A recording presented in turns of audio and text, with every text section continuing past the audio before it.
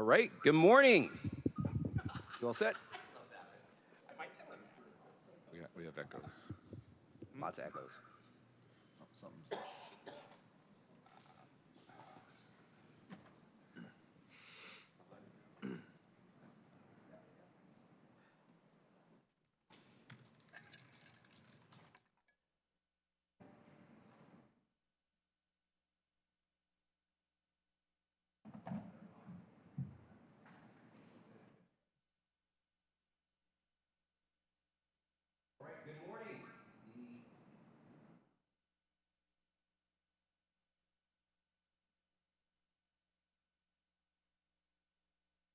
Yeah, we have to keep. Try it again. No?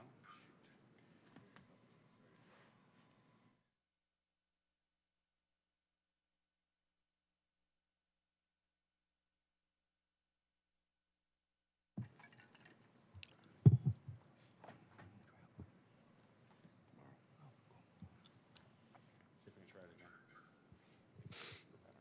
Is it the table there? Might be that mic that's facing away from you, Councilman Kettle. The microphone, if you turn it back towards you. Is that it? No. I still hear the echo. Yeah. It's sun. AV team.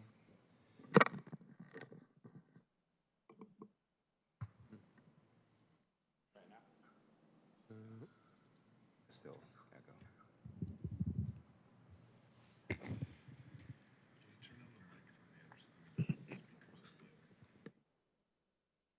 We try it?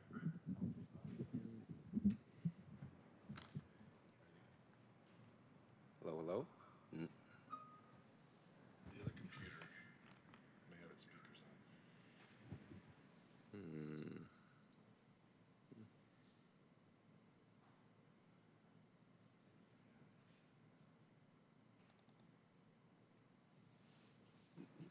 Who's available from like IT or something?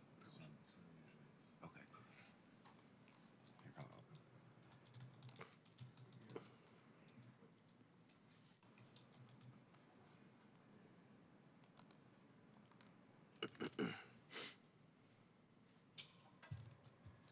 Thank you.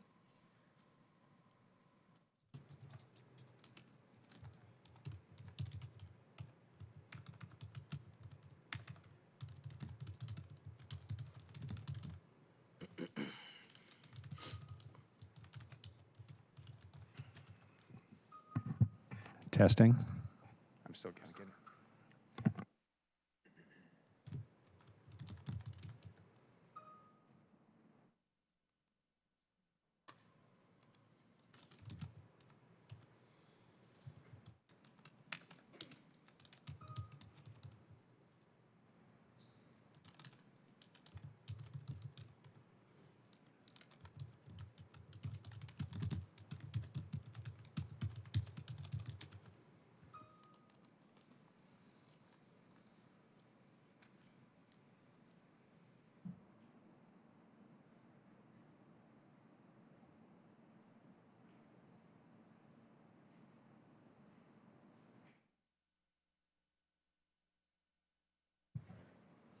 Hello, hello. Testing. Ooh. No, Yeah. that's good. What was it? All right. Cool. Thank you. Chattel is ready to roll. Thank you so much for the support and assistance in resolving that. All right. Good morning. The April 2nd, 2026 meeting of the Safety, Transportation, Engineering Projects, Sports and Experiences Committee, formerly known as the Transportation Waterfront and Seattle Center. Should straighten my figurative tie when I say that to be all formal. But this meeting will come to order. It is 9:38 a.m. I am Rob Saka, chair of the committee. Will the committee clerk please call the roll? Councilmember Foster. Here. Councilmember Kettle. Here. Councilmember Lynn. Here. Vice Chair Rink. Present. Chair Saka. Here. Chair, there are 5 members present. All right, excellent. If there is no objection, the agenda will be adopted. Hearing and seeing no objection, the agenda is hereby adopted. Good morning, members of the public, colleagues, media partners, and others. This is our very first STEPS committee meeting of the spring. Spring obviously symbolizes renewal, rebirth, and growth, sort of acting as a powerful metaphor for embracing new beginnings. It's actually my personal favorite season. I like to think of spring as an opportunity to look forward, while being mindful of the past as well. Our agenda here today has some very exciting items to do just that. First and foremost, I'll share that I'm disheartened to report that tragically, Seattle recently experienced its second traffic fatality in 2026. A woman of approximately 52 years of age tragically lost her life in a single-car collision on the 1500 block of Elliott Avenue West on March 18th, which was just before our last committee meeting. Because of some latency in data reporting, we're learning about it now. Her name has not been publicly released to the public via media outlets, so therefore we're not naming her to protect and preserve her dignity and privacy. My office has been working closely with SDOT and the Department of Neighborhoods to hold a first ever community traffic safety forum. The plan is for this to occur somewhere in Councilmember Lynn's district, and I appreciate the partnership and collaboration of Councilmember Lynn as well. I know this is an issue that's near and dear to him and his constituents, and so we're working with the departments right now to finalize, again, first ever community traffic safety forum. Stay tuned for details. In the spring sometime. It was supposed to be late March, early April, but stay tuned. I imagine it'll be in spring at the latest, so stay tuned. And also, we'll share on the traffic safety front that at our very next committee meeting, I've invited SDOT to come share a new dimension and report out on the state of traffic safety in our city. And so, at our very next STEPS meeting, we're going to have the Chief Traffic Safety Officer from SDOT come do exactly that. So stay tuned. This issue of traffic safety more broadly remains a high priority for me and this committee, and I know many of my colleagues as well. So we're going to keep laser focused on that and holding ourselves accountable, including by initiating the efforts that I mentioned earlier and more. On a lighter note, last week I had a privilege of attending the Mariners' opening day game against the Cleveland Guardians at T-Mobile Park. I took a personal record 4 shared micromobility trips in one day. Exciting times, went from the Waterfront to City Hall to the Convention Center, back to City Hall, and then City Hall to the stadiums, and more. Probably, but love shared micromobility. And we also know on the sports front, which is in large part why we're here today, with the leadership of co-owners Samantha Holloway, the Seattle Kraken, they have established themselves as a viable and leading NHL franchise in many respects in just 5 years. It's really exciting to think about the success of a prospective NBA franchise could experience right here in the city of Seattle, given our rich tradition and history as a basketball city. Now, some said Seattle might get a shot. Truth is, we've been ready all along. For many in Seattle and across our region, the mere prospect of returning an NBA franchise to our city has been a long time coming. Since the Sonics departed in 2008, there's been a noticeable void in Seattle's cultural landscape. But the exciting news is that last week, on March 25th, the NBA Board of Governors voted to authorize formal expansion talks with prospective ownership groups in Seattle and Las Vegas, beginning play as soon as the 2028-29 season. So the question isn't if the Sonics are coming back, it's when. And in fairness, the league is in the driver's seat at this point. The league is in charge of this very important process, and there are also a lot of intricate dependencies at play as well. That said, the city of Seattle refuses to be a passive observer in the process. We're stepping up and taking specific, concrete actions and leading with local policy and more to help shape and influence our own destiny. In sports speak, we're controlling our own controllables. Responsibility for bringing back our Sonics is shared. And I'm proud to say that our city is stepping up to do its part as well.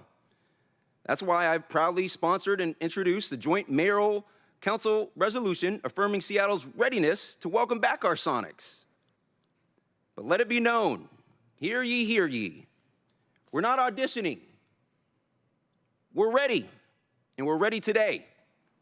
You can hear it in our gyms, feel it on our streets. This is a basketball city. And this moment reflects real action. This is about showing the league, ownership groups, and the world that Seattle is aligned, prepared, and very serious. We have a deep basketball legacy, a strong, rabid, and passionate global fan base. Climate Pledge Arena isn't a proposal, it's proof. We have one of the strongest markets in the country, unified leadership across our city, region, and state. This is bigger than basketball, folks. It is about economic growth, community investment, and restoring a defining part of Seattle's identity. I did a recent hot take video on social media. I said plainly, Seattle is not waiting, Seattle is ready. Seattle ready. We're doing the work, we're closely collaborating, and importantly, we're leading. But we're also ready and willing to partner with the National Basketball Association to bring our Sonics back home once and for all. Buckle up, because today you'll learn that Seattle is not making a case, Seattle is making a declaration. The headline about our city's readiness is crystal clear. If you're building a 32-team league, you don't skip the city of Seattle. We got the fans, the arena, the economy. This is a layup. Nah, that layup's too easy. This is actually channel the Sonics' history and legacy. This is akin to a Gary Payton alley-oop with the very vicious posterization, Tomahawk Jam by Sean Kemp with emphasis. More than a layup. So for today's meeting, we have two exciting agenda items that are intended to send a crystal clear signal to the NBA and the world that Seattle is ready for the return of a professional men's basketball team. First, we will host and convene a community roundtable discussion featuring leaders and representatives from the mayor's office, the Seattle Sports Commission, local fan advocacy groups, Climate Pledge Arena, a youth advocacy organization.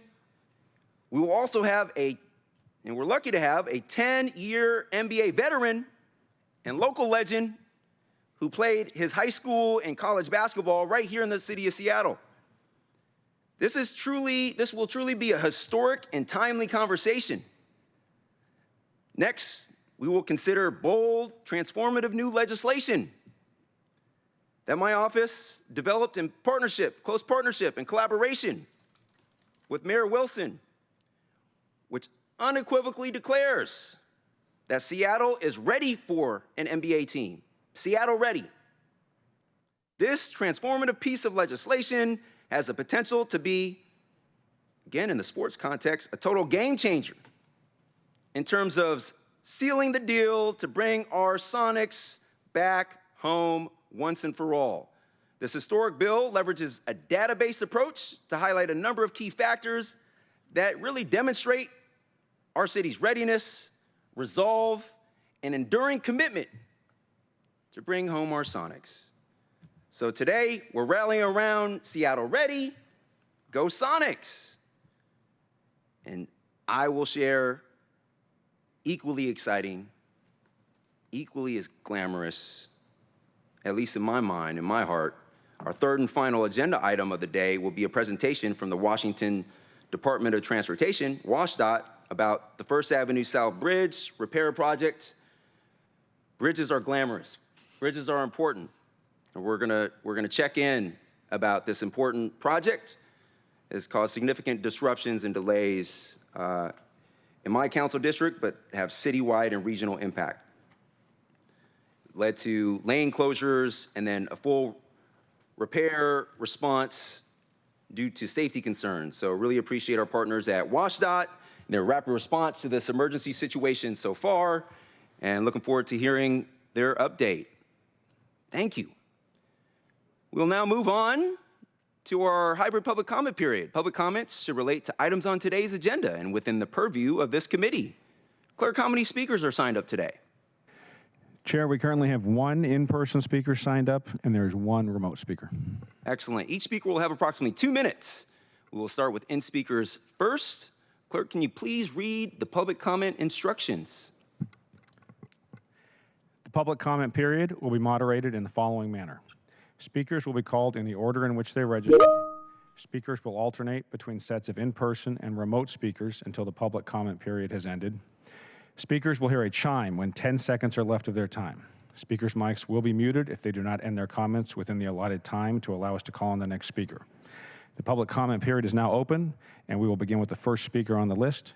That will be in-person speaker Aaron Price.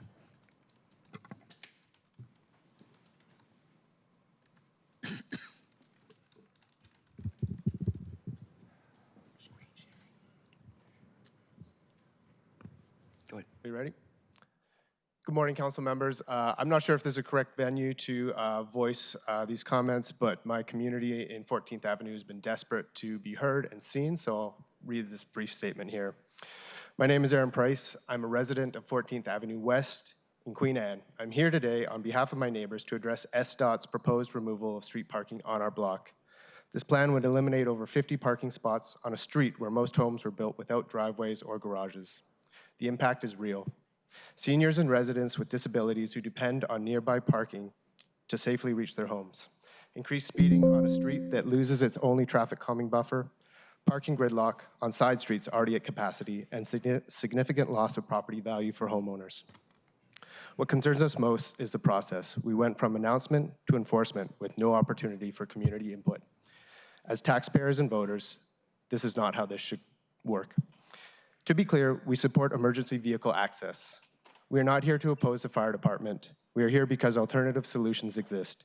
For example, a painted clearance line formalizing how residents have parked for over 25 years could guarantee access to the fire department needs without destroying parking for an entire neighborhood. We are requesting a meeting with our community, the Department of Transportation, and the Seattle Fire Department to discuss solutions before enforcement moves forward. Thank you for your time. Thank you, sir.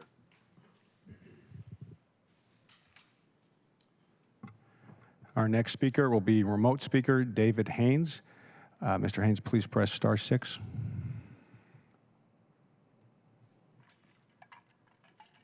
Hi, thank you, David Haynes.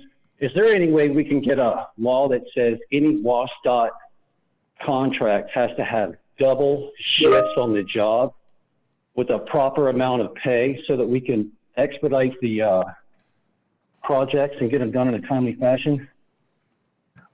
Secondly, I would like to lodge a protest and complaint about the resolution that council is offering up as a favor to OVG, monopolizing the ownership of NBA. The Climate Pledge Arena, also known as Cracked Roof Arena, violated the Memorandum of Understanding and dug 40 feet deep. And they cut off every foundation to that cracked roof and then put these cranes underneath it to try to hold the balance. And then they spackled it and repainted it. And it's the ugliest thing we've ever seen. And they bypassed some of the civil engineering integrities when they put these tiebacks up underneath the sidewalk everyone uses to hold down the tiebacks that hold up the unsafe walls. And it's not fair that Chris Hansen gets cheated by the racist in this city that had conflicts of interest with the pedophile mayor that did a deal for the Kraken that allowed them to get a $100 million tax break, which negated any investment improvements in Lower Queen Anne that looks like a slum with a road rage passing through. And we need a better interpretation of policy, because I can't even get to the bus stop between Pine and Pike on 3rd Avenue because it's still too unsafe to put the bus stop back that they paid $1 million to put in. And you miss the transfer every time. And yet all these drug addicts are still allowed to ruin it for everybody. And we still don't have a collaboration between the bus drivers, transit security, the city police, and the sheriff's department to shut down the evil predators in and around transit-oriented public transportation that they use as a camouflage to keep getting away with destroying. All right, confirming there are no additional registered speakers. Confirmed. All right, we'll now proceed to our items of business. So let us now move on to our first item of business. Will the clerk please read item number 1 into the record? Agenda item number 1, Seattle NBA Readiness Roundtable. Excellent, thank you. And will our presenters and panelists please join us at the table? While the presenters come to the table, colleagues, I'll explain the sort of general plan, run a show structure for today's community roundtable conversation. Again, to frame this conversation, the NBA Board of Governors has recently authorized exploring a Seattle expansion team, and ownership groups may now apply. The league will conduct a strict approval process led by current owners. Today's roundtable conversation is intended to be a facilitated discussion designed to show Seattle's readiness for the return of the Sonics. Now, there are many fans, organizations, individuals, leaders who have supported this initiative over the years.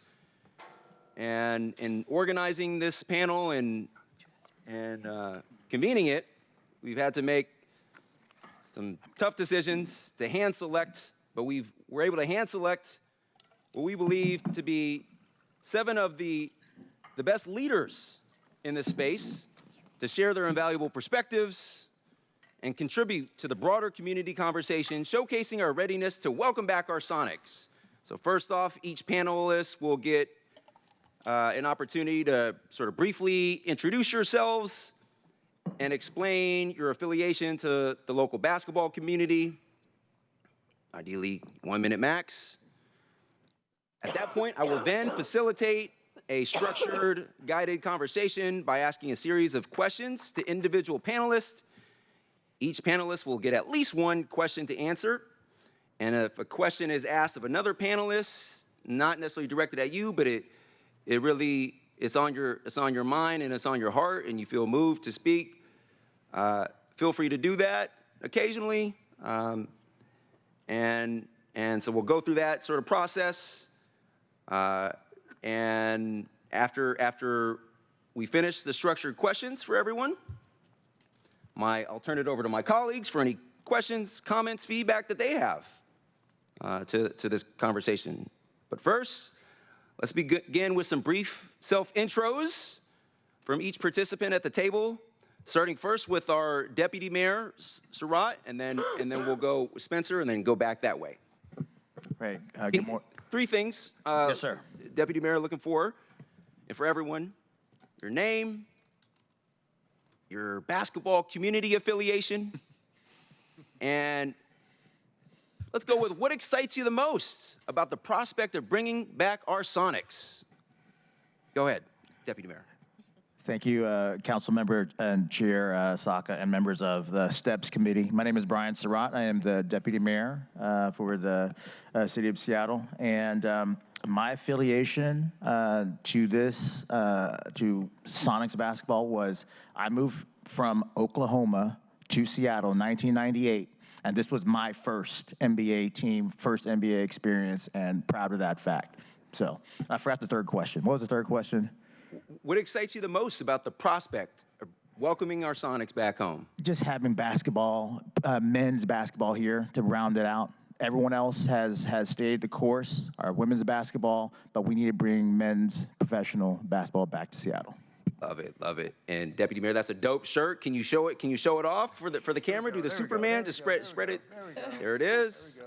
There it is. So they can see it in the back. All right, thank you, Deputy Mayor. Mr. Hawes, welcome. Your name, basketball, community affiliation. What excites you most about the prospect of bringing back the Sonics? Good morning, council member, and thank you for having us. My name is Spencer Hawes. I'm a born and raised Seattleite who was fortunate enough to play for a while in the NBA, but always a Sonics fan first. And I think the thing I'm most excited about is going back to a game with my dad. Love it. And I note that you are a former Husky Go Dogs and one of our local legends as well. Welcome. All right, go ahead.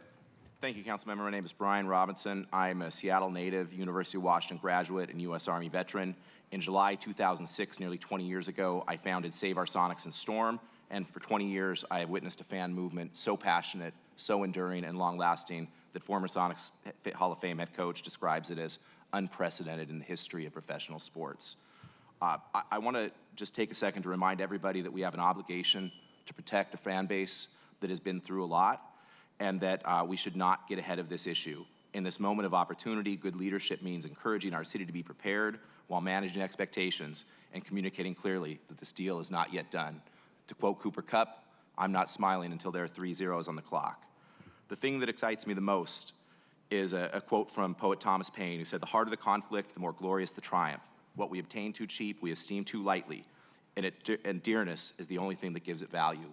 Because of our long journey, not in spite of it, we have the fan base is hungrier than any other in history. We're rabid, we're obsessed, and we are ready. In addition to being inspired by our legacy, I am excited about the future of our Sonics fan base. People who are new to this city, people who are too young to remember the team, are drawn to this issue. They sense the connection between the team and the city that is deeply felt, even if it defines expectations. And I'm excited that when this new fan base comes together with our longstanding community of fans, we are going to create the most unifying moment in Seattle history. Love it. Thank you, Mr. Robinson. Good morning. My name is Kristen Akers. In 2012, while I was a student at UW, I worked with Brian with Ms. Akers, can you speak into the mic a little, like pull a little closer maybe? Thank you. I assisted Brian as a volunteer at Arena Solution. That experience and my introduction to the Sonics fan community just deepened my connection to the city and showed me the powerful role that sports can play in community identity. Today, 14 years later, after meeting Brian, I'm a corporate attorney and proud to still be a part of the Sonics community. I serve as the COO of Seattle NBA Fans, a volunteer organization dedicated to supporting the NBA's return to Seattle. We care deeply about the future of this region, and we're committed to creating space for both longtime fans and a new generation. We want to ensure that fans have a voice in the return of the Sonics. In many ways, the fan base has been activated for the past 18 years, and what we're seeing now is just the acceleration of that. Sports unify communities in a very unique way, where every political party, race, and gender is represented in the stands under one roof. So using this moment to unify our city is a really special opportunity. That's what I'm the most excited about. Love it. Thank you so much. Good morning. My name is Rosie Sell. I'm VP of Marketing for Climate Pledge Arena. I also serve on the One Roof Foundation board. I'm most excited about the return of the Sonics the return of NBA basketball for professional reasons, but from a personal reason and how we've experienced what sports can do into a community. Just as Kristen said, it's something that's really impactful across a large breadth of our community, and I think what sports has the power to do is unprecedented. So it's exciting to see them come back. Terrific. Thank you. Good morning, Council Member and Chair Saka. I'm Beth Knox, President and CEO of the Seattle Sports Commission. Our primary purpose, in addition to supporting our local sports community, is to work with our professional teams and our sports venues to bid on future events, as well as future teams to bring to this region. So this is an exciting time. One of my greatest excitement about bringing back the Sonics or having an NBA team here is the national and international attention that will bring to our region. We have tremendous momentum right now with all of our recent events that we've hosted, the recent successes, and proving that we are truly a world-class sports city. And I think the NBA team will just drive that message home. Thank you, Ms. Knox. Love it. Last but not least, good morning. Good morning, council members. My name is Brad Myers. I'm co-founder of a nonprofit called Rise Above. I'm also the chair of the Lenny Wilkens Foundation. We also have formal partnerships with Nate McMillan, Gary Payton, Dale Ellis, Vin Baker, etc.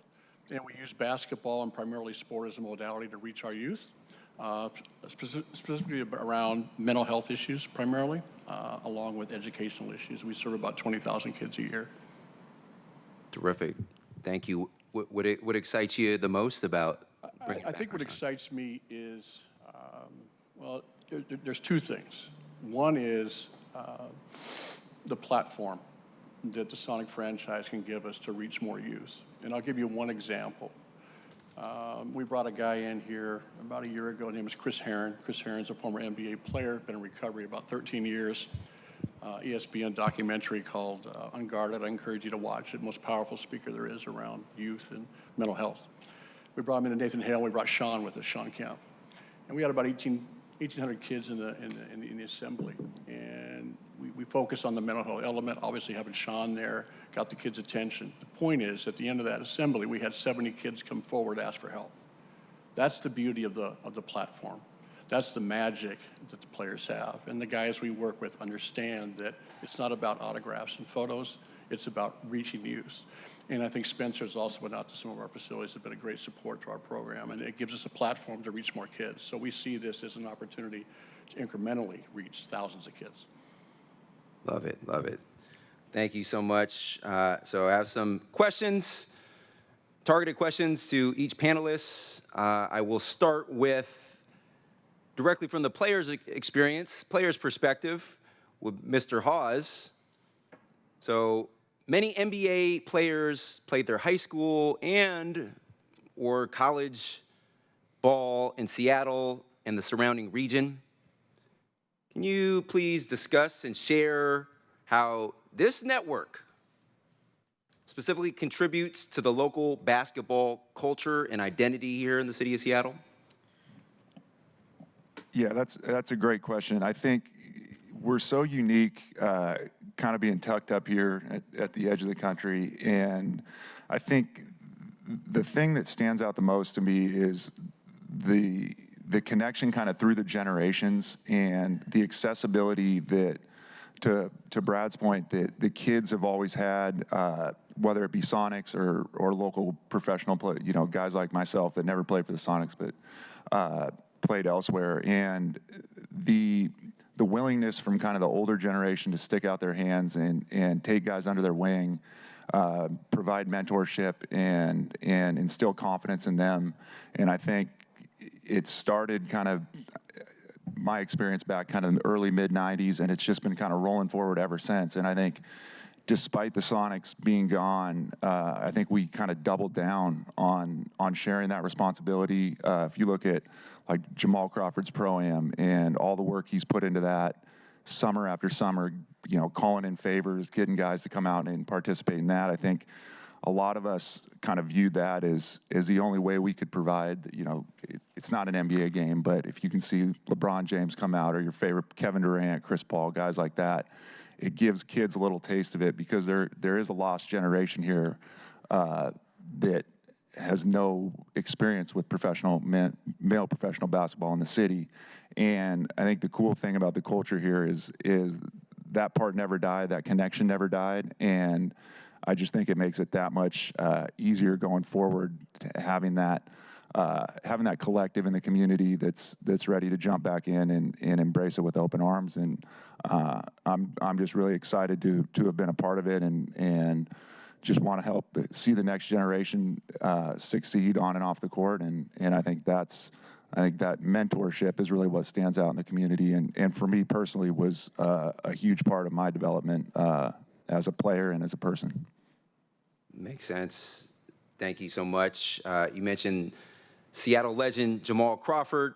Had the pleasure recently of watching his son play against West Seattle High School that I represent. And I think the kid's in 9th grade, but that kid's a stone cold killer on the court himself. Maybe he'll be a future Sonic one day. But thank you. Deputy Mayor Surratt, would just love to hear from you from a city perspective. What does NBA Ready actually require in terms of policy, infrastructure, and alignment? And where are we today on that path? Great, thank you again, Councilmember and Chair Saka. I want to take a moment to step back and ground us on what Climate Pledge Arena represents and why it stands as one of the strongest public-private partnerships that this city, our city, your city, has ever delivered. A little over a decade ago, we faced a clear challenge. Key Arena, while iconic, was no longer viable as a modern sports and entertainment venue. We were losing concerts, events, and we had already lost the Sonics. The question before the city at that time was straightforward but consequential. How do we transform a critical civic asset without placing new burdens on taxpayers? This city council, this city made a deliberate policy choice. We would pursue a privately financed solution on publicly owned land. So, the time machine, 2016, we issued a competitive RFP, which I was honored to have led with two other city legends, Ben Noble, who we honored last night in his retirement, and retired director of Seattle Center, Robert Nellums. The three of us, through a community process, we ultimately selected a developer that would do what others would not do. Fully finance, design, and operate a world-class arena while preserving the historic roof and integrating that facility into the fabric of Seattle Center. From there, this city council approved an MOU and final transaction documents setting in motion more than $1 billion of private investment and delivered without a single cent of direct public capital. And the structure of this deal is what matters the most. The city retained ownership of the arena and the land. The private partner took all the construction risks, including cost overruns and operational responsibility. The city benefited from the rent, tax revenue, and long-term asset value. That was the right alignment of risk and reward. But at the same time, this was not just a financial transaction. It was a policy-driven agreement that reflected all of our values: strong labor and workforce commitments, transit integration with the goal to reduce congestion and increase access, global leadership in sustainability and climate innovation, and intentional integration with Seattle Center as a civic and cultural campus. And today, we are seeing the results. We have the Seattle Kraken, we have the Storm, we have the Torrent. We've restored Seattle as a top-tier global entertainment market. We've created jobs and economic activity that ripple across uptown and downtown and across this region. And most importantly, this arena was built to be NBA ready from day one. So when we talk about the possible return of the Sonics, this is no longer a question of if the city is ready, it is a question of timing. Seattle is ready. We have a state-of-the-art privately financed NBA arena, one of the strongest media markets and fan bases in the country, a proven track record of supporting basketball through the Seattle Storm, and a civic and business community aligned and bringing back the Sonics, and a strong partner in One Roof Sports and Entertainment to bring this all home. Just as importantly, we have shown the league something critical. We can deliver major league infrastructure the right way, aligned with our values without putting taxpayers at risk. That matters because leagues don't just evaluate markets, they evaluate stability, partnership, and execution. And our city has demonstrated all three of those. No deal is without trade-offs. We've agreed to a long-term arena exclusive contract and lease terms to secure this level of private investment. But in return, we unlocked a transformational project that cities across the country are still trying to figure out how to do better. So as we reflect on this project and look ahead, the conclusion is clear. We preserved public ownership, we transferred risk, we delivered a world-class NBA-ready facility, and we positioned Seattle for the return of the Sonics. As you said in your opening comments, we are ready, and we've been preparing ourselves for a long, long time. Thank you.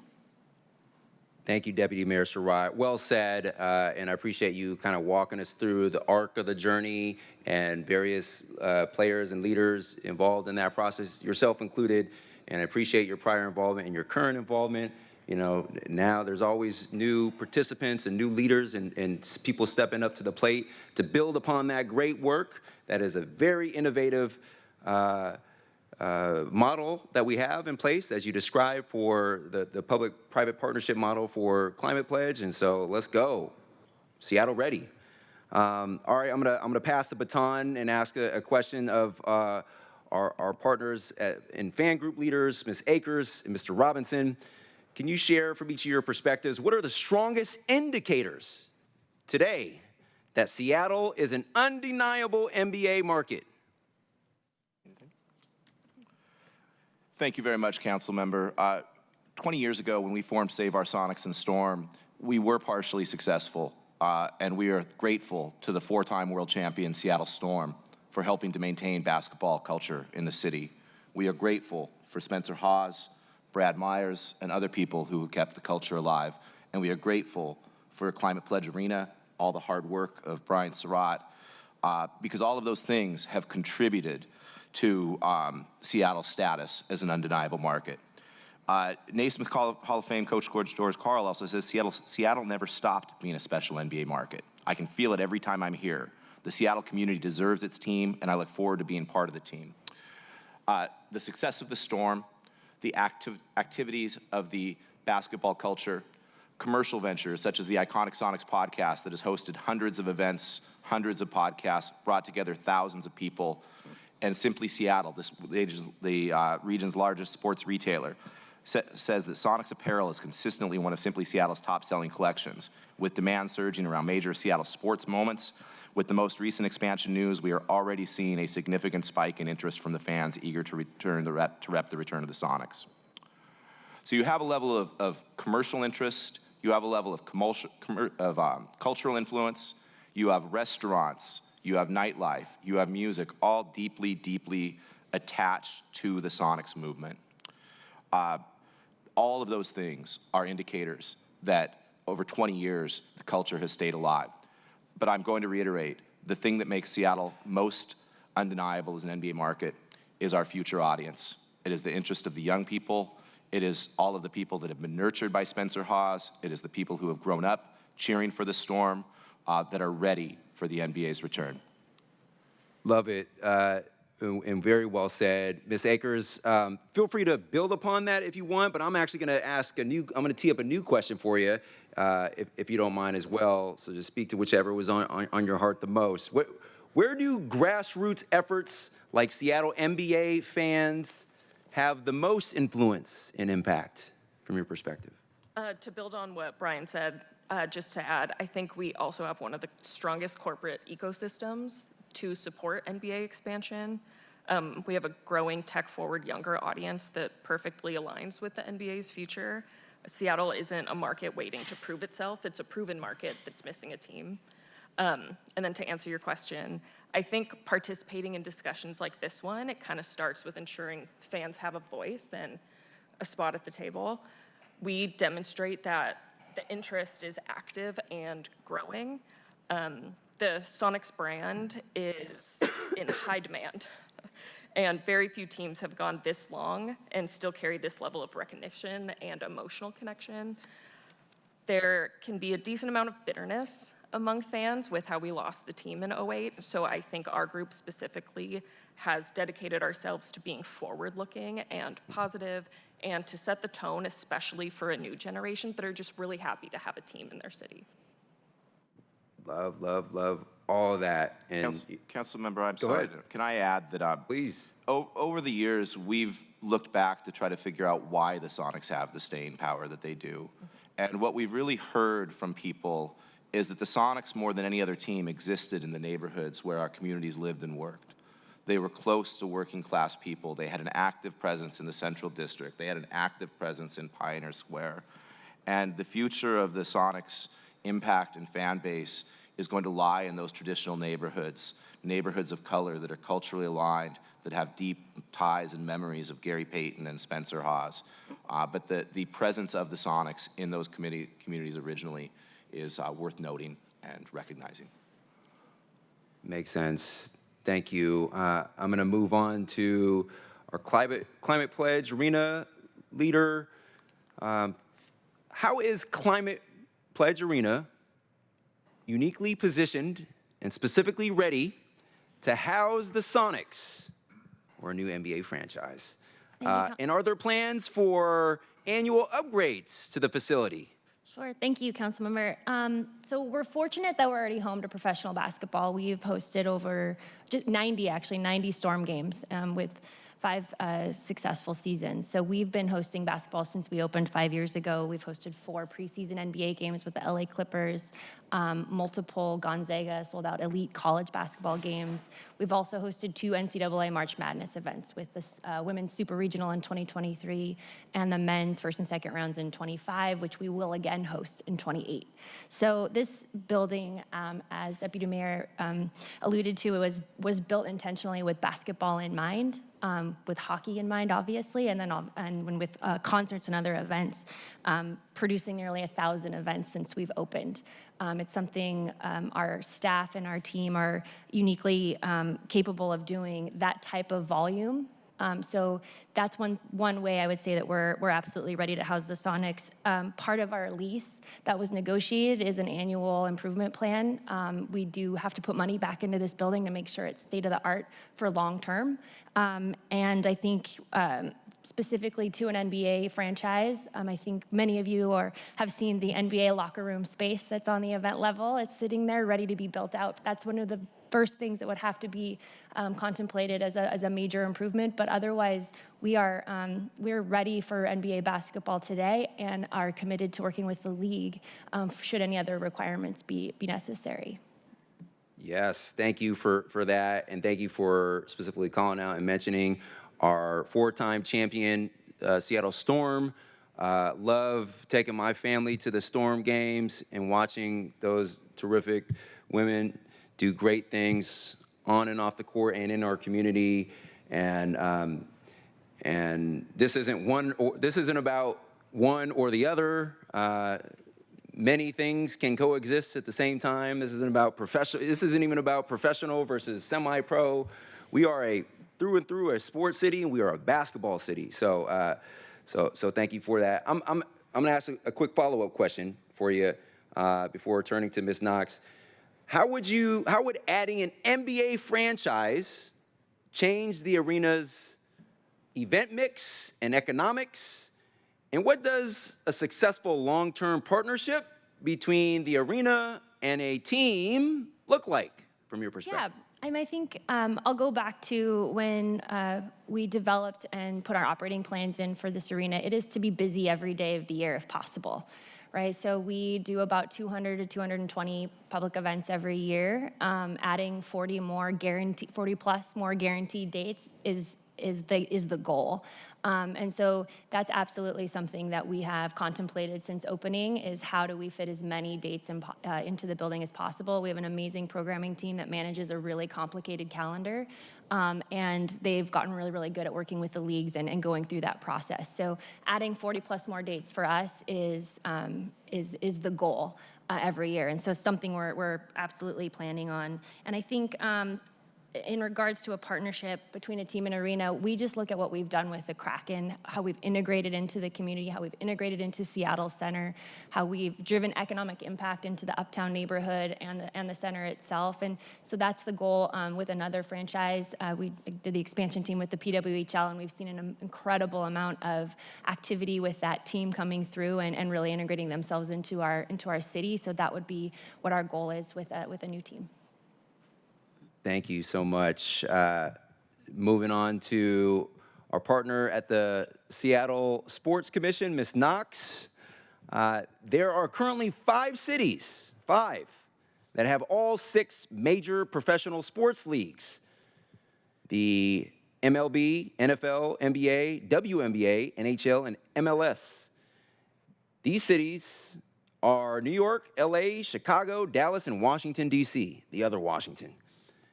What makes Seattle uniquely prepared and positioned to become the 6th city to have a team from all 6 leagues? Well, first of all, we've already hosted this team. We've already had this team here, and so that foundation and groundwork has already been laid. I think that it's also interesting that, to your point, we actually also have a number of other professional teams in addition to the 5 you mentioned. And we've also recently launched a new professional team here in Seattle with the PWHL, our Seattle Torrent, just over a year ago. So we are uniquely qualified from that standpoint.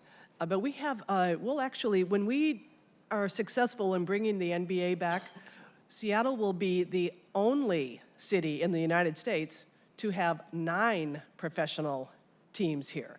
So you've got the NWSL, of course the PWHL, Major League Rugby. This is a ecosystem of sports here in Seattle that is something unique and very special. We have cross support from all of our professional teams. We've seen it when players attend the games of other teams, and the support from the front office organizations in promoting what the teams are doing, cheering each other on. This is something that is unique to Seattle, and I can assure you from talking with my counterparts across the country that it is unique, that collaboration and really inclusive support for each other is something special that we have. And that is, I think, what is really an element that provides a lot of confidence in our ability to bring on a team like the NBA and know that it will be successful. Well said, Ms. Knox. And I say again, that was very important. I'm going to echo what I just heard. If the Sonics come back, Seattle would be the only city to have 9 professional sports teams. The only city. And that is a reflection of our city, our economy, the local market, the Climate Pledge Arena, Readiness, so many factors. Rabid, loyal fan base, community groups and organizations, and so much more. The league would be lucky to re-enter the Seattle market when we talk about men's professional basketball. And if given the opportunity, our city and our fan base would be lucky to have them here as well. Excellent point, thank you. Moving on to Mr. Myers. Last but not least, of course. What will an NBA team add to the youth experience in the Seattle area that is unique from what other local teams contribute? Well, I think there's a few things. First of all, I think basketball has been a central part of this community for a long time. And I brought a photo today I won't share with you right now, but it's my brother and I in 1968 wearing our Seattle Sonic t-shirts. I went to the first game here. Bob Rule was my first hero. Bob Rule was the first superstar for the Sonics back in 68, 69. So basketball's entrenched in this community. And I think the pro franchises, we have partnerships with all of them. But specifically, I want to highlight 2. One is the Seattle Storm relationship we have. It's very intentional. It's mental health related. We're able to serve thousands of kids every year with that partnership, so they give us a platform to reach kids. The second group I want to obviously acknowledge is One Roof.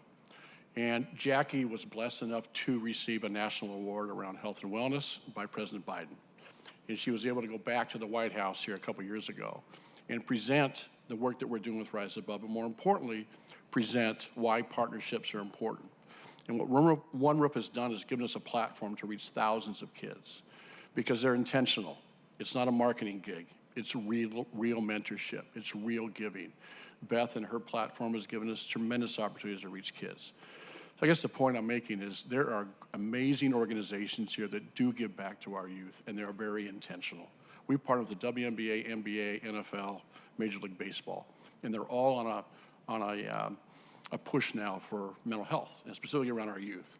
So we think we've aligned ourselves with the franchises locally, but I will say this about One Roof, and Jackie used that testimony back with President Biden to say, here's what can be impacted when a franchise invests back in the community.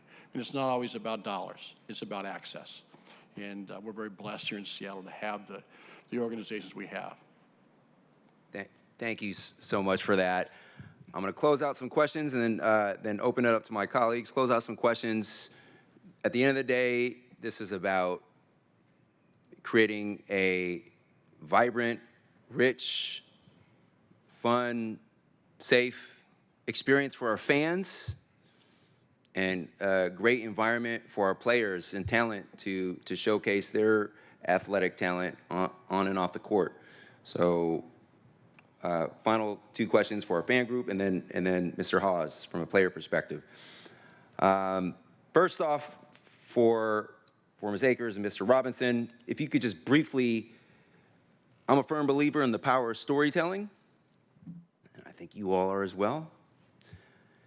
What story about Seattle basketball is resonating most right now from your perspective?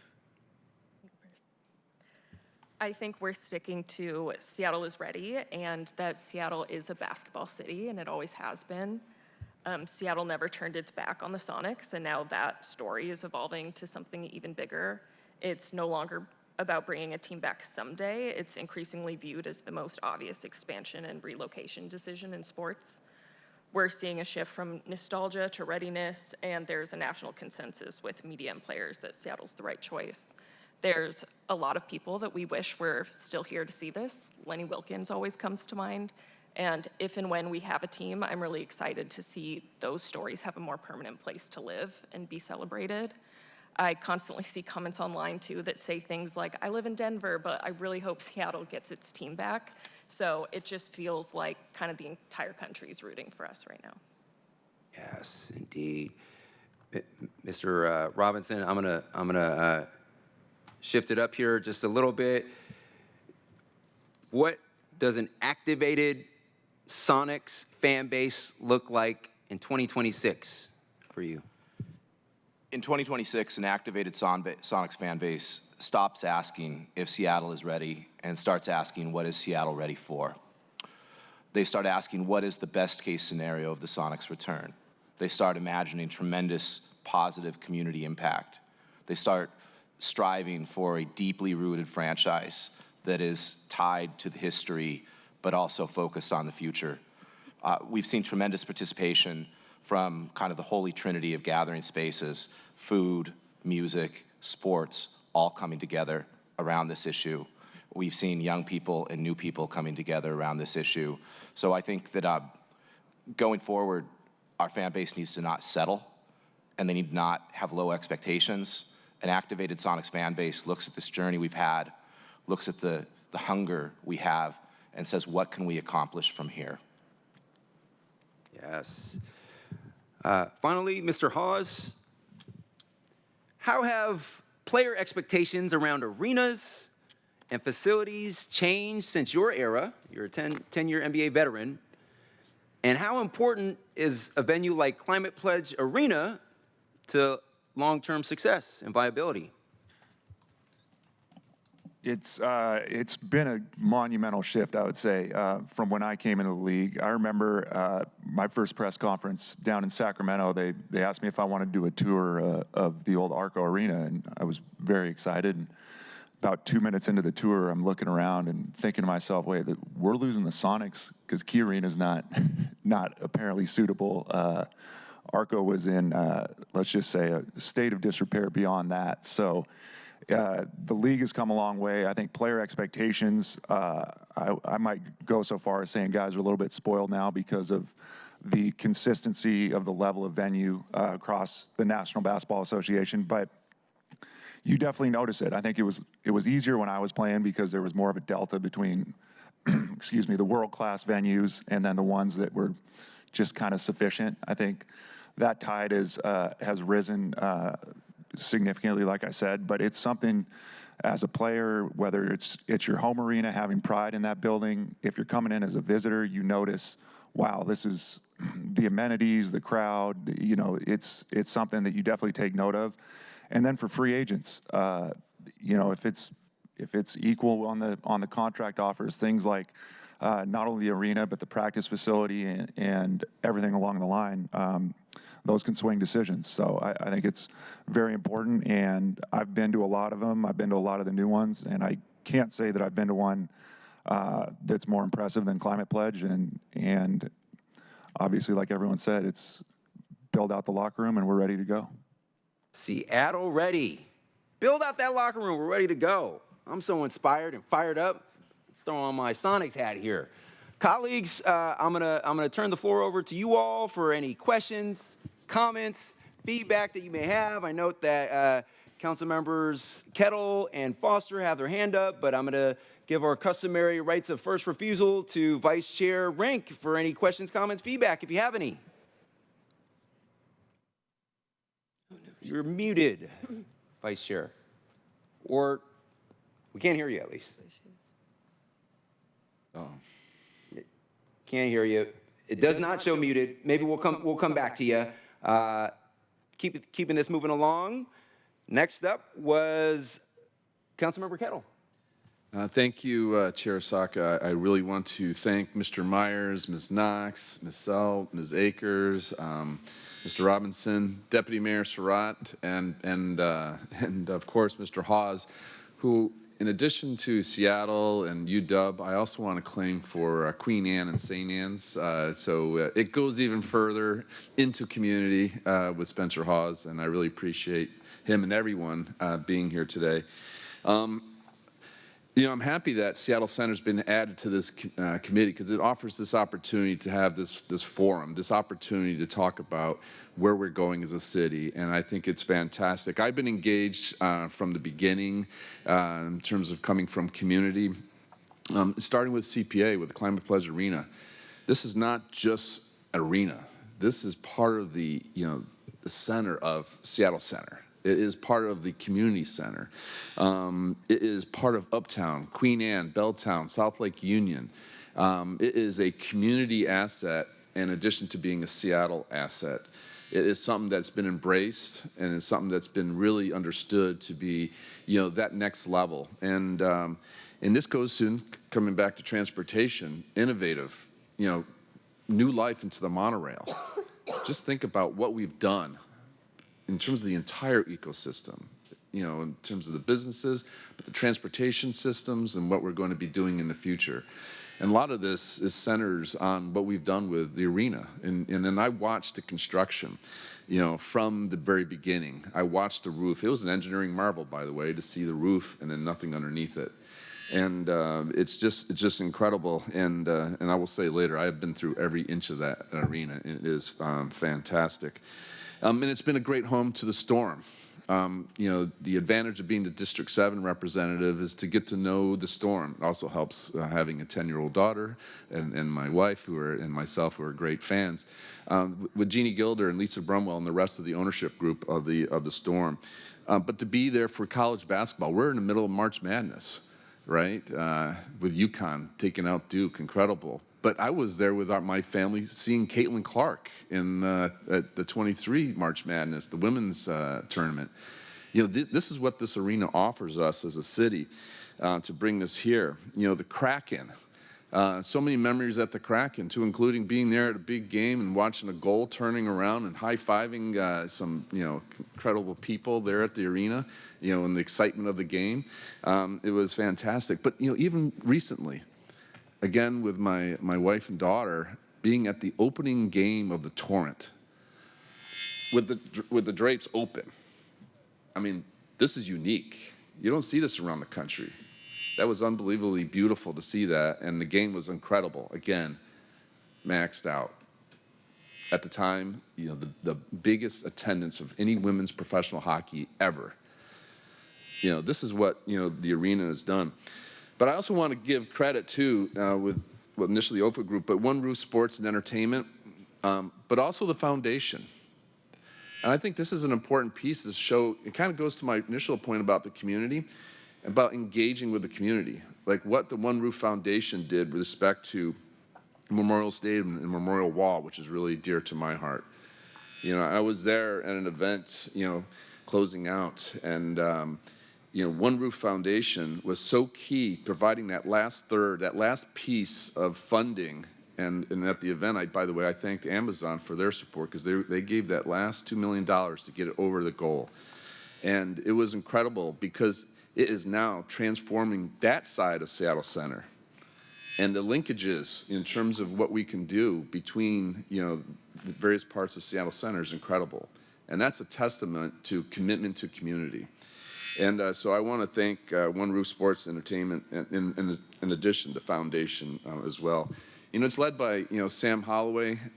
Talk about being engaged in community.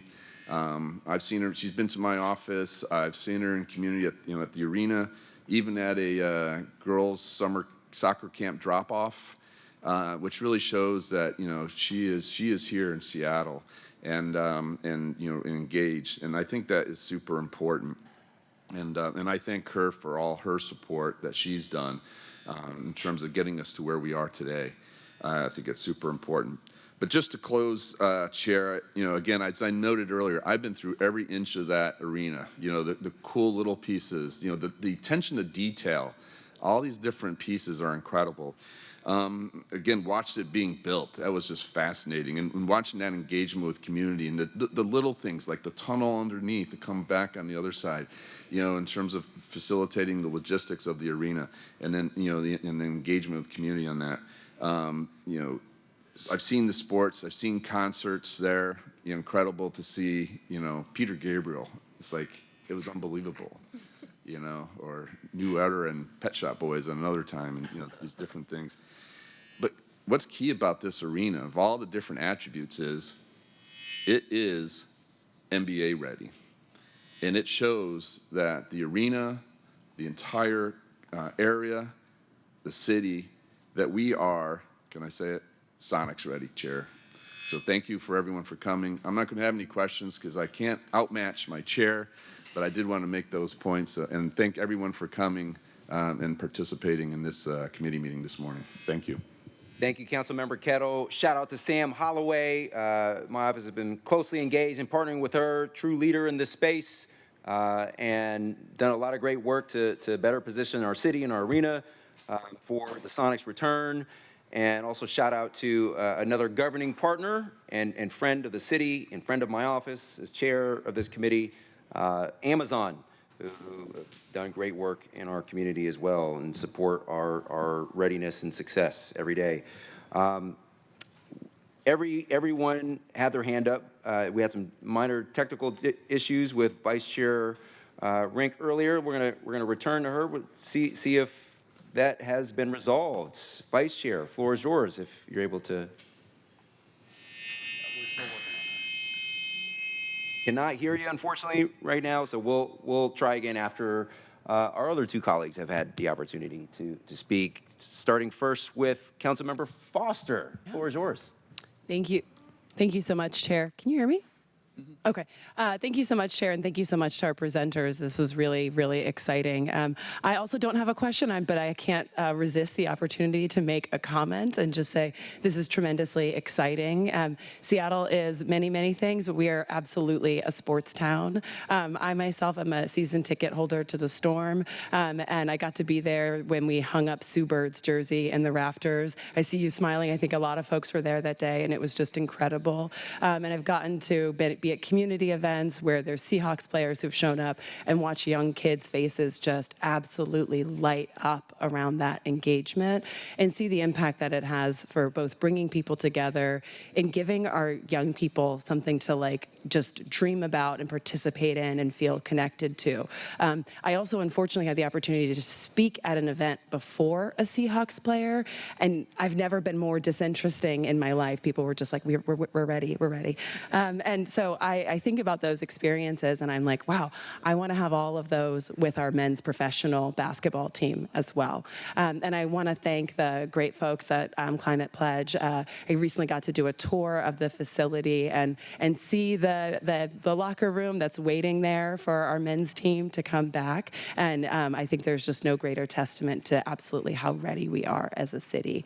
The one thing I would add, maybe I've stumbled my way into a question here. The other fantastic benefit I think we have from our sports teams is the practice facilities. And you know, the Kraken practice facility at Northgate has just been this fantastic part of revitalization and investment. We've got the Seahawks, I think, practicing in Renton. The Storm are a little further up north. But it's my understanding that if/when we get to welcome back a team, we'd be building a practice facility right here in Seattle. Is that right? Yes, that is correct. That is part of the lease terms that we negotiated with the facility. Yes. I just have to say that would be so exciting, and I can imagine how active that would be and what a location that would be, not just for the team, but for the community. So just one other part of what is so exciting about this opportunity. Just to add on to that, I think you're absolutely right, Councilmember Foster, that and Spencer Hall has talked a bit about it as from a player standpoint, as part of their recruitment, that level of infrastructure, but also I think teams have become more sophisticated. I think the Kraken in particular have led the way in saying these are not just practice facilities, but they're community gathering spaces. And so I think that type of intentionality is critical. In a time where we want to be with community, having more community gathering spaces that are accessible we're all for it. Thank you. Thank you, Councilmember Foster. And I'll just note, as the council member who chairs the committee that oversees the Seattle Center, which includes Climate Pledge Arena, as the council member who represents 5 vibrant neighborhoods in the southwest portion of the city of Seattle, including SoDo and the stadium districts and all the sports teams down there. And as an unapologetic Seattle sports fan and dad of 3, all of my kids are in youth sports, I'll just share, I am strongly advocating, it is absolutely true, Deputy Mayor, that we will have, under the terms of the agreement, a practice facility somewhere in the city of Seattle. I'm just going to share right now, I'm advocating and I'm fighting for that new facility to be built in West Seattle, Seattle's largest neighborhood by geography and population, landmass as well. So why not us? In any event, thank you. Let's see, Councilmember Lynn, floor is yours. Thank you, Chair. What a fun morning. Thank you to everybody on the panel, and to really all the fans, everyone who has been working so hard to, hopefully bring back the Sonics in the near future. Just a little bit of my personal relationship story. I grew up in Durham, North Carolina, one of the strongest areas of basketball history with Duke and UNC, and just incredible coaches and players, including one of the, obviously, Michael Jordan. And also, my family My grandma is from Wilbraham, Mass., right outside of Springfield, Mass., the birth of basketball. She worked at Springfield College, where again, basketball was started as a way to, Springfield, Mass. Has cold winters like we do here, and wanted to, there was a PE teacher that wanted to, develop an activity for youth during the winter, which is understandable. And we've seen just the incredible growth of basketball become a worldwide phenomenon. And, I think just a few comments here. Yeah, no questions. But it's clear we are so ready and poised. Obviously, Climate Pledge, just shout out to all the hard work that made that such an incredible facility for sports, for other arts. Anybody that has been there understands what an incredible facility that is. Well named for the future, being such a green facility, leading the way there, obviously it's so important. Also, it is crystal clear that our fan base, our sports just writ large, is second to none. I would put up our fan base here to anywhere else in the country, really anywhere else in the world. And I think it's clear how complementary that ecosystem that we were hearing about, how complementary it is between men and women's sports, between all these different, you think that these sports might compete with each other, but that's not true. They complement each other. And, I think, both with the fans, but also with the athletes, where people, the civic pride, and it's not just obviously Seattle, it is region-wide, it is statewide, that the civic pride builds and complements each other. I also just want to point out that I think Seattle is super well positioned. I mean, again, we see basketball as a worldwide phenomenon. It is I had the pleasure to study abroad in China in 2000, and to see the love for basketball in China. We know that the love for basketball in the Philippines is incredibly strong.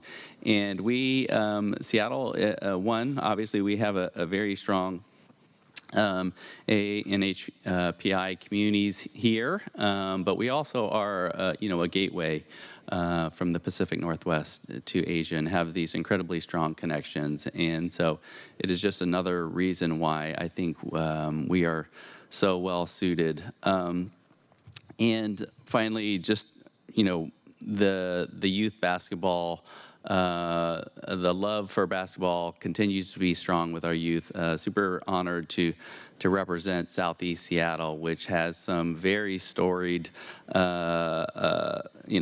basketball legends within our high school programs. Rainier Beach right now, state champions. They've had an incredible run, and just want to speak it into possibility that it would be incredible to see some of our Seattle youth wearing the Sonics jerseys in the near future. So again, thank you all to everyone who has put in countless hours. The love is real, the pride is real, and let's make it happen. Thank you. Thank you, Councilmember Lynn. Well said. And I was connecting with Councilmember or Vice Chair Rink offline, and she shared. By the way, we're working with our IT team, hopefully resolve the audio issues soon. But she indicated that she didn't have any questions or comments, just really expressing her gratitude and appreciation for all you all for being here today. So on behalf of our Vice Chair, thank you. I'm going to close this out with some quick, fun, hopefully playful, rapid fire questions. Very short answer, very short. Emphasis on short. Says the guy who gave the 10-minute chair's remark. But quick, rapid fire response. First question, everyone, we're just going to go down the line. If the league ends up approving a new NBA expansion franchise in Seattle. My understanding is that the final decision of whether to even use the Sonics name, logo, brand, colors would essentially be for the new ownership group and under an operating agreement with their partners and other owners. All that aside, just from your perspective, what's your preferred color for a new NBA franchise in Seattle? Deputy Mayor. Color or colors? Why mess with brilliance that we have right now? So don't change. Not a damn thing. Love it. Green and gold, baby. Green and gold forever. Green and gold. Same, green and gold. Green and gold. Green and gold. I defer to the fans. I obviously partial to green and gold, but make no mistake, the unofficial colors of our city are green and blue. So if we restore the branding, my hope personally would be at least there's an alternative uniform that reflects that green and brilliant blue identity of our city and our sports kind of heritage here. Next question, what will the headline read the day the Sonics finally do return? What will the headline read the day the Sonics finally do return? And I'm gonna start on the other end. It's about time. About time, yes. Ms. Knox. Legacy restored. Ooh. We're back. Yes. We did it. Joy. Home. Home. Here, let's go. Finally, just let's make this real for just a moment. Panelists, colleagues actually, anyone in the audience, who's ready, by show of hands, who's ready to bring back our Sonics? Show of hands in the audience. Everyone, our clerk is not ready apparently. Brendan? Okay. Yes, everyone, unanimity. Rare in Seattle politics. Unanimity, even Joel. Sports unify. Yes, let's go. Let's bring our Sonics back. Thank you, everyone, for being here today. We're gonna now move on to our second item of business, which good news is I don't expect to go nearly as long, and so I think we could keep this moving in fairly short order. Thank you again, but we will now move on to our second item of business. Will the clerk please read item 2 into the record? Agenda item 2, a resolution affirming the City of Seattle's readiness for a National Basketball Association team, declaring that Climate Pledge Arena is ready for an NBA team, and affirming Seattle is a basketball city. All right, thank you. Will our newest, we have a returning presenter, Deputy Mayor, welcome again. And will our newest presenter join us at the table? Once ready, please introduce or reintroduce yourselves and begin your presentation. Good morning, Lish Whitson, Council Central staff. Good morning, Brian Surratt, Deputy Mayor. All right, so Lish and I played a bit of a jump ball last night and get to figure out who gets to introduce the joint resolution. And I think I won. Did I win? Okay, all right. So Chair Saka, members of the STEPS Committee, thanks again for this opportunity to introduce a joint resolution from the mayor and council affirming something that people across Seattle already know. We are ready for the return of the NBA and ready to welcome the Sonics home. This resolution is grounded in both history and preparation. Seattle has always been a basketball city, from the legacy of the Sonics to the strength of our youth and grassroots programs, and to the continued success of the Seattle Storm, which has kept this city on the forefront of professional basketball. But this is also about readiness. Through a competitive process, we developed Climate Pledge Arena into a world-class, privately financed venue designed for NBA play. It is operationally proven, supported by a skilled union workforce, and backed by lease terms that anticipate an NBA team. At a moment when the National Basketball Association Board of Governors is considering expansion, this joint mayor and council resolution sends a clear and unified message. Seattle is prepared, Seattle is aligned, and Seattle is ready. I look forward to your consideration and partnership in advancing this shared effort. Thank you. Well said, Deputy Mayor. Thank you. And Mr. Whitson, go ahead. Yeah. So this is a resolution that declares the city's interest and readiness to partner with the NBA and regional and local partners to bring a professional basketball team back to the city. Thank you.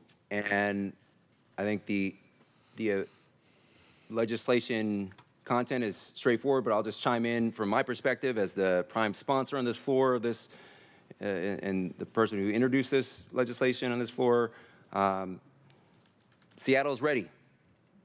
It's past time. And no one or nothing is owed anything in life. But we are ready. And we are a basketball city. We are a global city and a leading city in so many material respects. And that's what this resolution makes crystal clear. And so I appreciate the partnership of Mayor Wilson, Deputy Mayor in her office, Surratt, and so many others in their collaboration and partnership. As Deputy Mayor noted, we are truly unified in our approach. And this is part of an intentional, principled approach and unified strategy to bring our Sonics back. And there's more to come, by the way. But we're demonstrating through policy that Seattle is ready. So this moment, I will welcome any questions, comments from my colleagues, if any, before we move on to a vote, starting first, if to the extent the technical issues have been resolved, with Vice Chair Rink.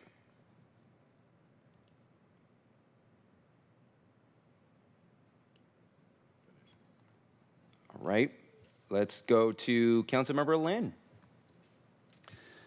Thank you, Chair. And again, just what a fun morning. Just also want to say thank you to the NBA Board of Governors for voting unanimously to explore expansion, and just want to provide our assurances that we're going to do everything we can to make this happen. So thank you.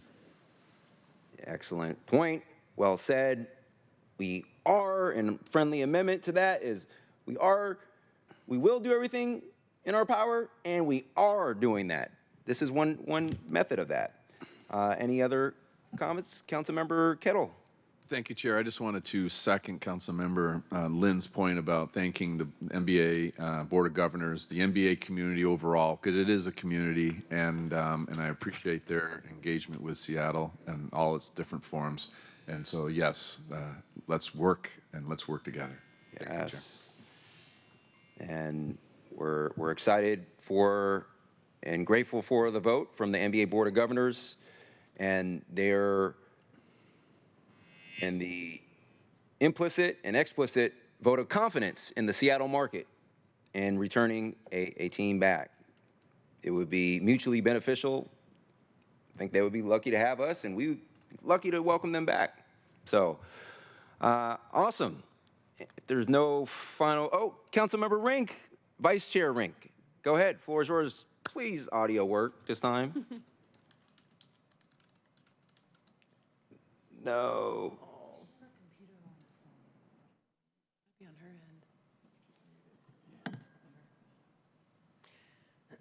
I see you trying from your mobile device. Can you press *6 to unmute?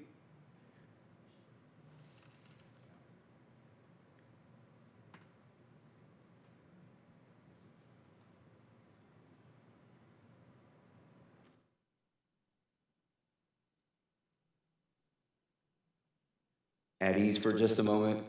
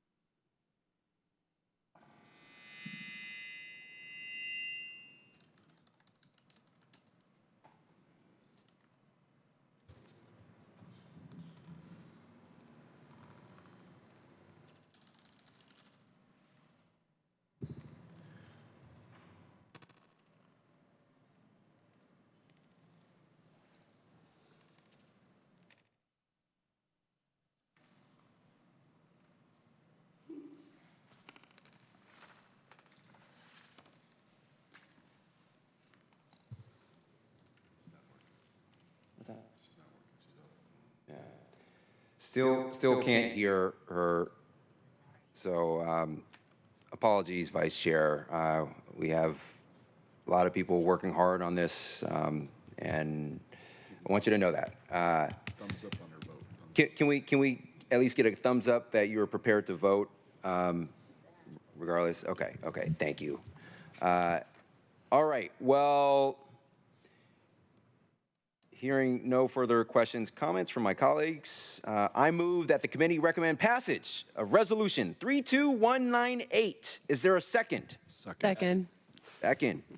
And I imagine if we had, that was everyone chiming in. I imagine if we had audio working from Vice Chair, she would have jumped in and chimed in with a second as well. So unanimity here. It is moved and seconded to recommend passage of Resolution 32198. Are there any final comments?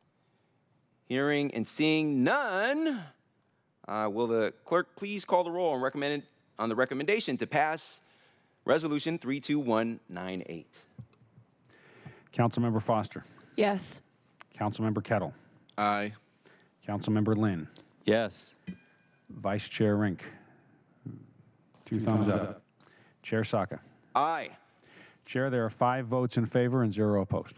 I note that was a visually enthusiastic 2 thumbs up from Vice Chair, signifying her strong support for this. Excellent, thank you. The motion carries, and the committee recommendation that the council pass Resolution 32198 will be sent to the April 7th, 2026 City Council meeting. Thank you. Folks, today we aligned, we acted, now we advance.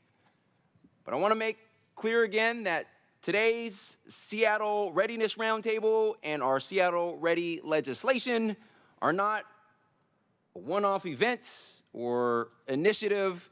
They're part of a broader, intentional, and coordinated strategy to bring back our Sonics. Let's go! Thank you again, Deputy Mayor Wilson, for your partnership and collaboration, and thank you, Mr. Whitson.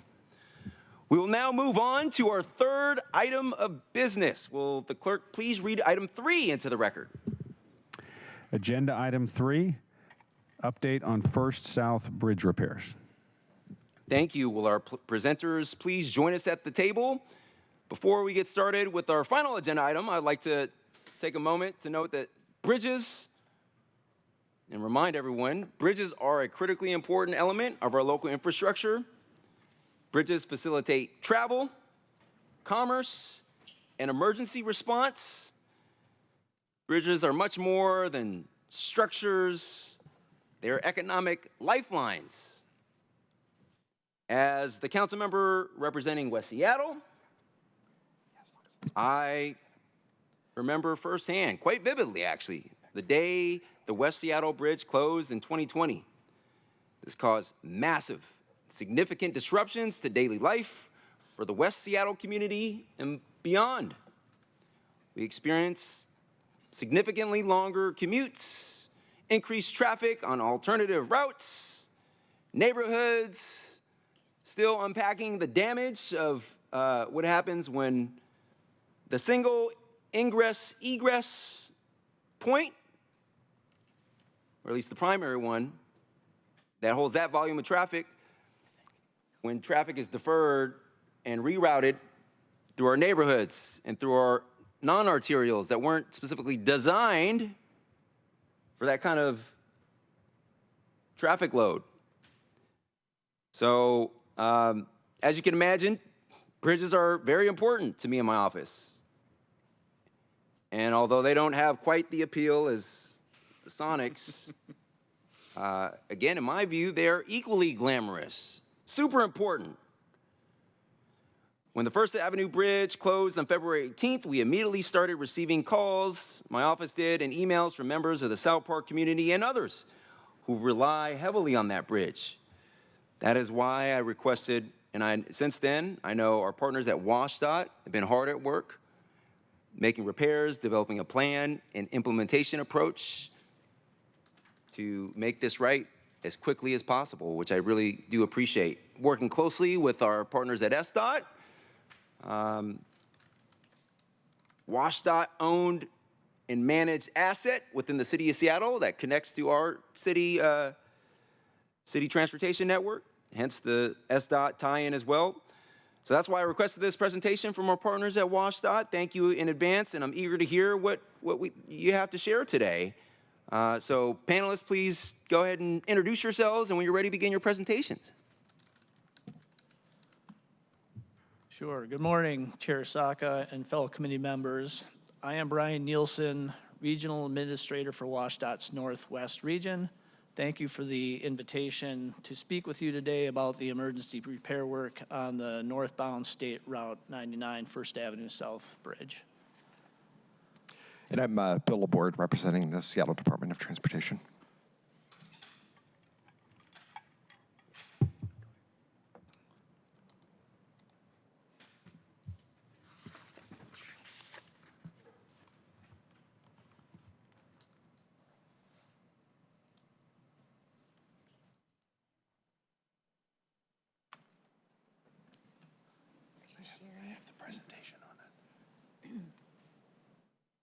You do have it. The presentation's on that. So okay, so I got to open that.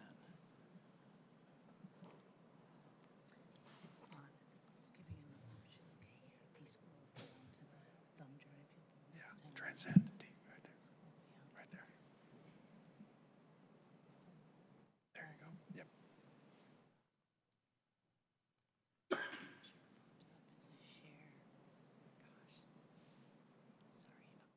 Yeah, that's okay.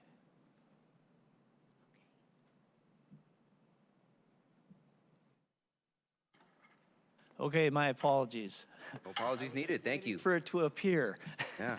But a little work I had to do first, so I think we're all set now. So again, thank you for the opportunity to provide some information about the repair work we need to do on the First Avenue South Bridge. I'm going to start the presentation with some background history about the northbound span. We'll discuss our efforts to maintain and preserve this bridge over the last 3 decades, and then explain both the emergency work that was completed last month and the bridge deck repairs that we will start later this month. I'll also talk specifically about the communications and outreach efforts we plan ahead of this upcoming repair. The State Route 509 and 99 corridor connects cities in southern King County with Seattle and points north. As a primary alternate to Interstate 5, it's a busy commuter route and a freight corridor for vehicles bound for the Port of Seattle and beyond. This is a double-leaf bascule bridge that opens to allow maritime traffic to pass along the Duwamish River. And double-leaf bascule bridge is a term maybe not all are familiar with.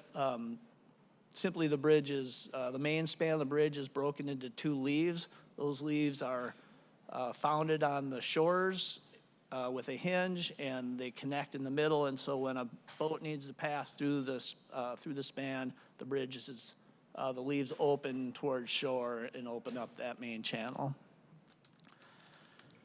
The bridge also is a bicycle and pedestrian link between Seattle's Georgetown and South Park neighborhoods, an important transportation corridor. This is a heavily traveled bridge, and it's showing its age, despite consistent maintenance over the years to keep it operational. We last replaced this bridge deck in 1999 with the expectation that the steel grid panels would last 20 to 25 years. We are now past that expected lifespan for the deck. Emergency work this spring should allow us to safely operate the bridge at full capacity until next construction season in 2027, when we will replace the entire bridge deck on the northbound bridge. We will, of course, share details on that project as we get closer to the construction. A little more about the repairs. In late February, WashDOT bridge inspectors identified failures on the steel grates on the northbound bridge. We closed 2 lanes across the bridge and developed a 3-phase repair strategy. Phase 1 repairs were completed during a 5-day northbound bridge closure from March 9th to 13th. WashDOT maintenance crews installed steel plates across failed deck sections and welded more than 100 cracked grid members, allowing all lanes to safely reopen to traffic, albeit with a reduced speed limit. Phase 2 repairs are tentatively scheduled to begin later this month. In this phase, we will remove and replace 10 deck panels that were temporarily repaired in March.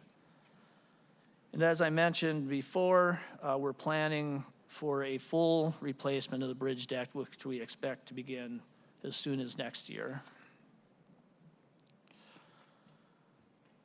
Photos on this slide highlight some of the structural failures our inspectors identified in February and the temporary fixes our crews made during the emergency repairs last month. Each of the fractured panels that are now covered with steel plates will be replaced as part of the emergency work starting later this month.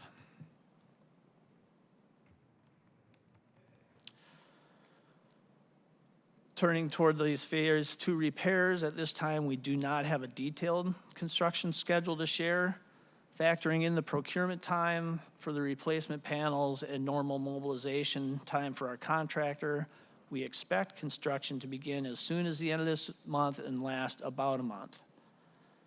We are planning on multiple northbound lane closures across the bridge in each the week before and the week following construction to set up and remove scaffolding. Once construction begins, we expect to use a combination of weekend and weeknight full closures on the northbound bridge to complete the work.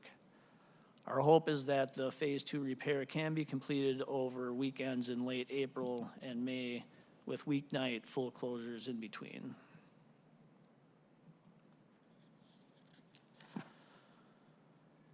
There are many factors influencing the schedule for these phase 2 repairs, including World Cup matches in Lumen Field starting in mid-June. We aim to begin construction as soon as the bridge panels arrive and to ensure we can finish well before the first match, which is on June 15th. We need our highway network in full capacity once World Cup arrives, as we are going to be accommodating hundreds of thousands of visitors to the Seattle area. We're planning weekend and overnight closures after listening to the concerns of the South Park neighbors about traffic along the detour during the phase 1. Structuring these repairs outside of heavy commuting hours should reduce the number of vehicles using the detour route. Weekend closures give crews more time during daylight hours and reduces the number of expected bridge openings needed for maritime traffic, which happens more frequently on weekdays. I want to be clear where we are in the planning process. We haven't hired a contractor yet. We're in discussions with a couple of contractors, working to determine who is best resourced to perform this work. Once we select a contractor, we will award the contract, and then we will go into very deliberate scenario planning with the contractor. There's 3 different ways to approach this that we want to work through. There's doing the panel replacements with overnight closures, doing the replacement with our typical weekend closures. We call them 55 weekends. They start Friday night after the commute hours and open by Monday morning commute. We also will explore with the contractor what we're referring to as extended weekend closures. So starting Thursday night and going through Monday. Our goal is to identify a strategy that really balances the speed of construction with the impact to the community and commuters. And again, we want to get the contractor on board so that we can talk specifically about the resources they have available and how they can most efficiently deliver the work so we minimize the total number of closures. Next slide. This map shows the detour route that will be used for the phase 2 repairs starting later this month. Again, this is the same detour that was in place for the phase 1 repairs in March. The big difference is we don't plan to do the closures during those busiest weekdays, Tuesday, Wednesdays, and Thursdays especially, and perhaps not weekdays at all. This map is something we'll share directly with our media partners, first responders, freight community, and neighborhood groups. We also will post widely on our social media accounts to build public awareness. When the public is aware of a major closure, like this one, they will frequently respond by taking alternate routes and avoid the detours.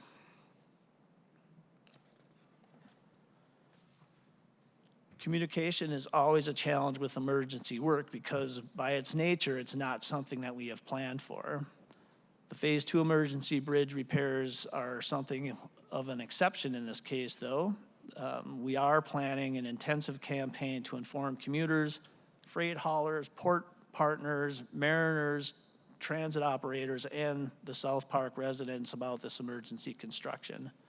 We will focus on sharing what people who live, work, and commute in this area can expect before, during, and after construction.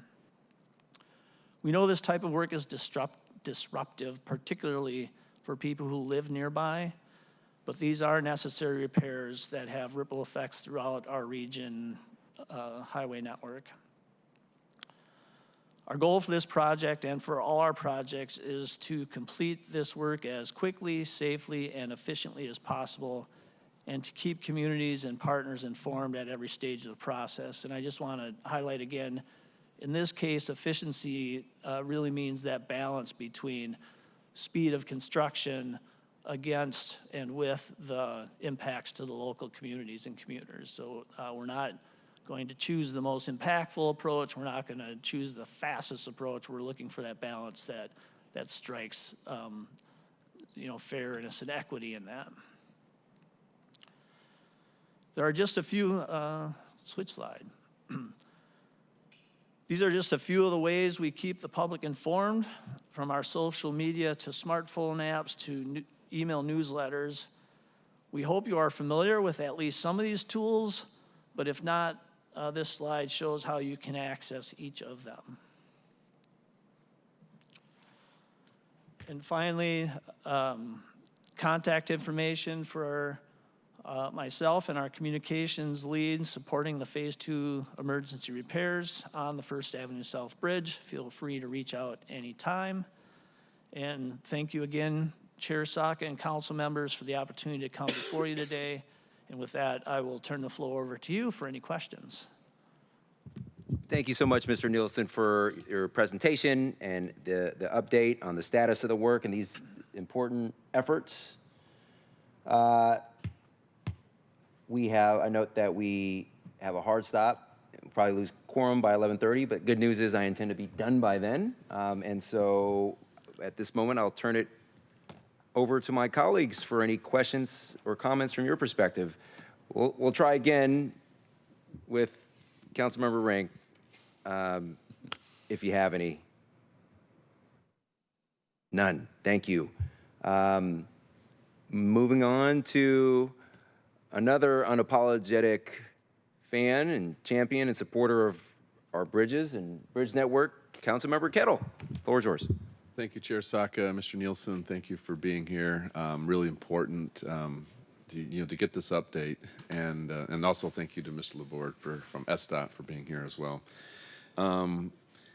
This is another lesson where maintenance is so important, and we have the timelines, and it's never a good time, but pushing it down, in the pandemic and the West Seattle Bridge, there's different things that play into this, but as a general rule, we have to do the maintenance. So I support this effort, as painful as it may be, because it has to be done.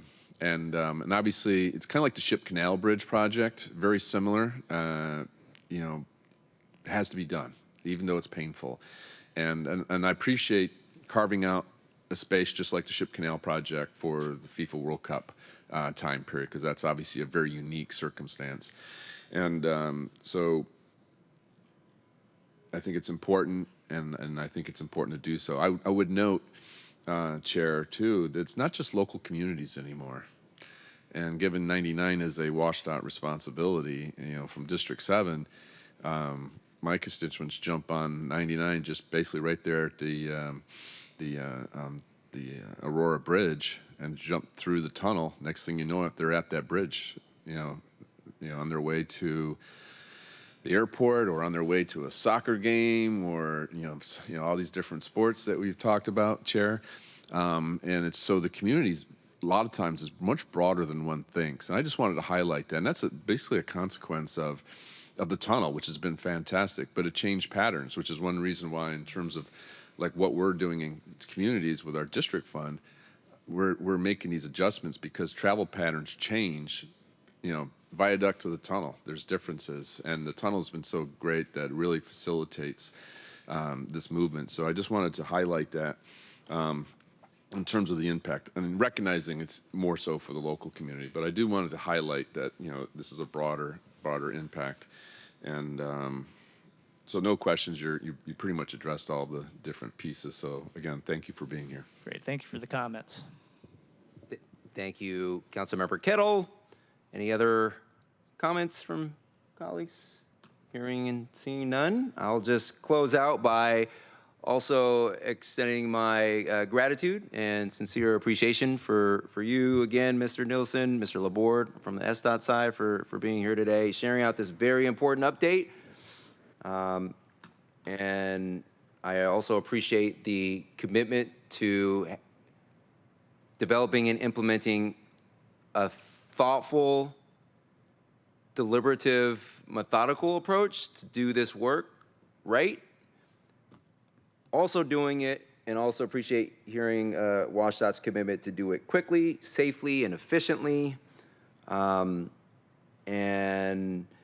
I heard equity mentioned and specifically called out as a important factor. So to the extent, which makes a lot of sense in our own SDOT, under our Seattle Transportation Plan that we approved a couple years ago, equity is a significant factor, and that guides our work at all times. So to the extent equity is a factor, in your analysis, I would just remind that there are scant better neighborhoods, more deserving candidates from a neighborhood perspective across the city of Seattle than South Park and the community where this runs through and serves and every day, and people that are impacted. So I know, I'm sure WashDOT is very similar to our own SDOT in terms of adopting a very data-based approach to guide your decision-making, but A+ in that factor from an equity perspective. So let's go get this. We'll stay tuned, hopeful that we'll be able to stick to that early June 26 tentative project completion. If it happens to slip, materially later than that, we'll probably invite you all back later this summer to check in, just because this is such an important and consequential project for my district. Freight and cargo mobility across our region and connecting people with opportunities. So thank you again for your partnership and your work and getting this done. Huge shout out to our bridges. Maintenance, super important. All right, thank you. We have reached the end of today's meeting. Our next meeting will be held on April 16th, 2026 at 9:30 a.m. Is there any final business to come before the committee before we adjourn? Hearing and seeing no further business, we are adjourned. It is 11:26 a.m. Thank you.